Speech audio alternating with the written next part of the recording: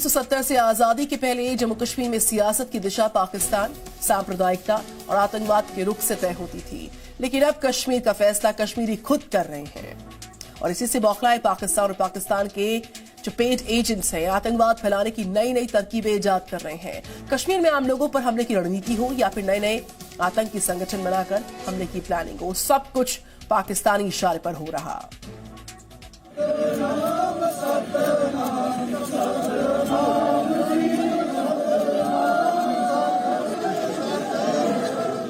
जम्मू कश्मीर में जिस तरीके से आम कश्मीरियों को निशाना बनाने की साजिश शुरू हुई है, उससे पाकिस्तानी आतंकवादियों की हताशा का अंदाजा लगाया जा सकता है।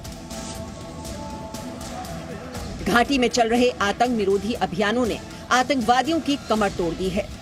इससे आम कश्मीरियों को हौसला मिला तो वे भी आतंकवादियों के खिलाफ खड़े हो रहे हैं और इसी से बौखलाए आतंकी कभी जम्मू कश्मीर के पुलिस जवानों पर हमले कर रहे हैं तो कभी आम कश्मीरियों को चुन चुन कर मार रहे हैं।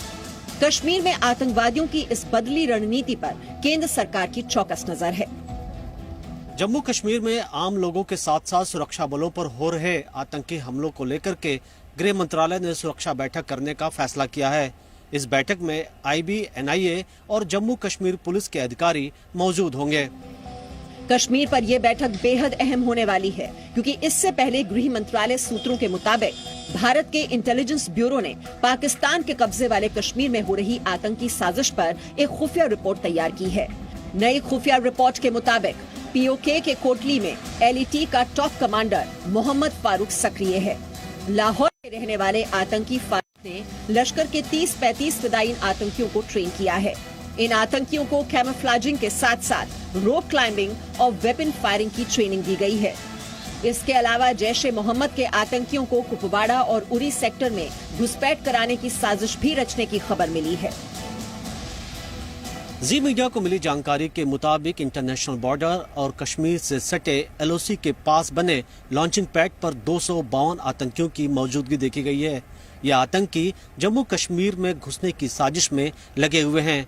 खुफिया रिपोर्ट के मुताबिक इनमें से 140 आतंकियों को एलओसी के पास बने लॉन्चिंग पैड पर देखा गया है। वहीं पर 85 आतंकियों को जम्मू से सटे इंटरनेशनल बॉर्डर के पास देखा गया है। हालांकि भारत की तरफ एलओसी और इंटरनेशनल बॉर्डर पर सेना और बीएसएफ की सख्ती के चलते घुसपैठ आसान नहीं रही, लेकिन गाइड और ओजीडब्ल्यू की मदद से पाकिस्तान आतंकियों को भारतीय सीमा में दाखिल कराने की लगातार कोशिश में लगा हुआ है। खुफिया एजेंसियों के मुताबिक पीओके के माछिल, तंगधार और केरन सेक्टर के इलाकों में लश्कर और जैश के आतंकियों की मौजूदगी देखी गई है, जिसमें केरन से सटे पीओके के इलाके में 54, माछिल में 22 और तंगधार से सटे पीओके के इलाके में 21 आतंकियों के ग्रुप को देखा गया है, जबकि पुंछ सीमा से सटे पाकिस्तानी इलाके में 37 आतंकवादियों के बड़े ग्रुप को देखा गया है जो जम्मू में दाखिल होने की कोशिश में है। खुफिया विभाग से मिली जानकारी के मुताबिक जम्मू कश्मीर में पिछले कुछ महीनों में गिरफ्तार 27 मिलिटेंट और उनके मददगारों से पूछताछ के दौरान ये जानकारी मिली है कि अब मिलिटेंट्स घुसपैठ करने के लिए ऐप्स का इस्तेमाल करते हैं। गिरफ्तार मददगारों ने यह बताया है कि इन लोगों में से कम 5 मिलिटेंट्स को उन्होंने घुसपैठ करने में मदद की थी।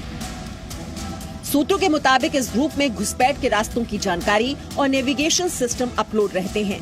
इनकी मदद से आतंकवादी नए नए रूट्स के जरिए भी घुसपैठ कर सकते हैं। आतंकवादियों के मददगारों ने टेरर के जिन नए रूट्स का खुलासा किया है उनमें पीओके से कलाकोट, पीओके से ब्राल गली, निकेल से मंजोत, पीओके से कास नाला और पीओके से गुरसैन के रास्ते आतंकवादी घुसपैठ कर रहे हैं।